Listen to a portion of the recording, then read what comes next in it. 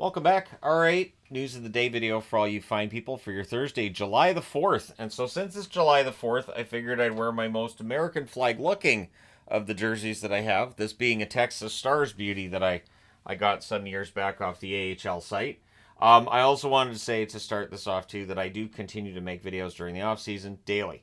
The only exceptions, well, no, I still make videos while I'm on vacation. During the time that we're on vacation, I do pre-record videos that are going to go live to the channel during our week of vacation. So yeah, I just continue to make daily videos through the off season, do list videos, things of that nature. And again, I plan on, while I'm on vacation, doing my list of who I think are the best forwards, defensemen, and goaltenders in the NHL. Because then when they go live and everybody hates my guts, I don't see it. But yeah, so I continue to make videos during the off season. It is fun and a lot of historical content, which of course I started with this morning.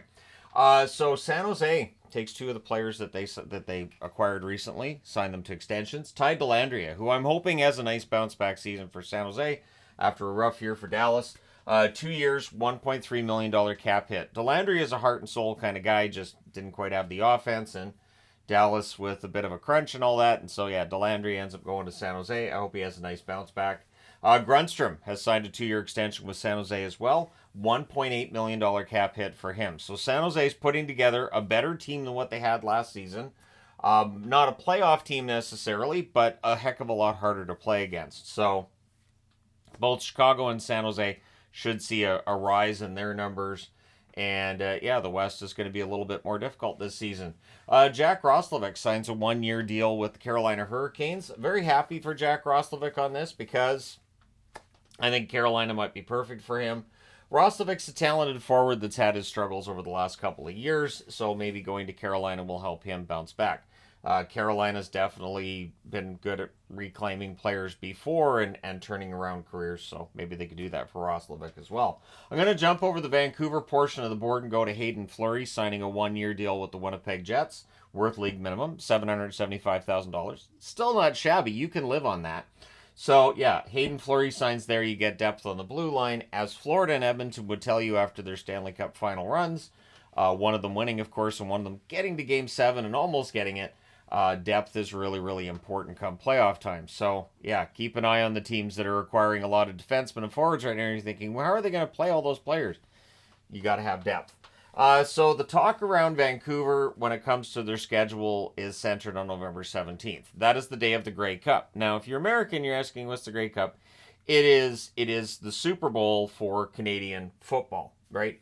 And it is also on November 17th, the same day as Vancouver's playing against Nashville at 5 o'clock. Now, this normally wouldn't be a big deal, except for the fact that the Grey Cup is being played at BC Place. BC Place and Rogers Arena are next door to one another. This means that you're going to have a ridiculous amount of fans trying to cram into this area. And you already have a hard time finding parking as it is on a game day for the Canucks. This is an absolute logistical nightmare. Plus, if you're a football fan, and you're like, I want to go to the Grey Cup, but I'd also like to see a Canucks game. Well, now you got to make up your mind. So I don't know if we're going to see a half-full Rogers Arena that fills up as the game goes along. But the Grey Cup starts at 3:30. The hockey game starts at 5 o'clock. I would not be surprised to see the NHL move this start time to 7 o'clock. I'm actually kind of surprised it's at 5 o'clock because of the fact that it overlaps with the Grey Cup. So, and even if they do move the time of this one to 7 o'clock, it's still going to be an absolute nightmare because they're going to be dealing with fans leaving the Grey Cup and partying and all that. Just imagine if the BC Lions are in the Grey Cup too, which can happen. And then, yeah, it could be an absolute nightmare for the NHL that night. So we'll see if the time of that game changes or if they change the date. So it may be a challenge to do so. But the NHL showed in 2020 and 2021 they know how to move dates around if they have to. This one just, to me, doesn't work. It is an absolute logistical nightmare. And I just don't see how this works. So don't be surprised when the NHL comes out and goes, actually, that game, we're going to have to move the date, or we're going to have to change the time, one or the other. Nikita Zaitsev will not be signing in the National Hockey League. His contract with Chicago expired. He has signed a 4-year deal with the KHL team of SKA St. Petersburg. So with the 4-year deal, the fact that Zaitsev's 32, this very likely rules out him returning to the NHL at any point. but he's going to probably make more money in the KHL than he was going to make on an NHL deal anyways.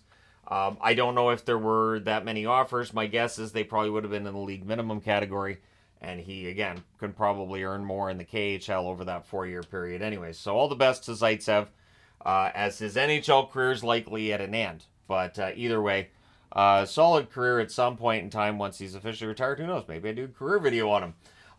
The Stars. We're going to talk about Dallas a bit. Again, even though Dallas is not technically on the board, we're going to talk about him again because Jani Hakanpaa.